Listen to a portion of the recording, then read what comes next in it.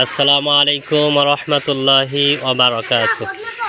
আপনারা দেখছেন যে আজকে রমজান মাসের প্রথম শুক্রবারের দিনে আজকে পাগলাচণ্ডী বালিয়ারপাড়া মসজিদের যে পরিষ্কার পরিচ্ছন্নতা প্রত্যেকটা ছেলে করছে। আপনারা দেখছেন যে আল্লাহর ঘর তারা পরিষ্কার করছে। মহানবী সাল্লাল্লাহু আলাইহি সাল্লাম বলেছেন, যে ব্যক্তি আল্লাহর ঘর পরিষ্কার করে আল্লাহ রাব্বুল আলামিন তার জন্য জান্নাতের ঘর বানিয়ে দেন। বলো সুবহানাল্লাহ।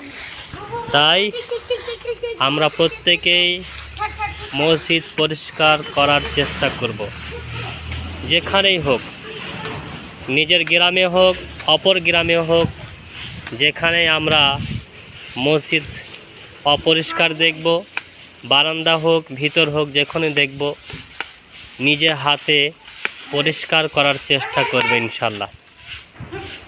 যদি আমরা মসজিদ পরিষ্কার করি তাহলে আল্লাহ রাব্বুল আলামিন আমাদের অন্তরকেও পরিষ্কার করে হিদায়াতের দ্বারা ভরপুর করে দেবেন।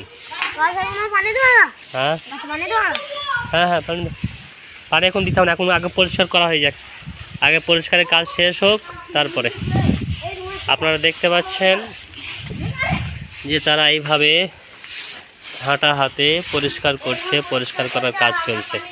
আপনারা প্রত্যেকেই যারা দেখছেন ইসলামের স্বার্থে চ্যানেলটি সাবস্ক্রাইব করুন এবং লাইক শেয়ার কমেন্ট করতে ভুলবেন না ইনশাল্লাহ।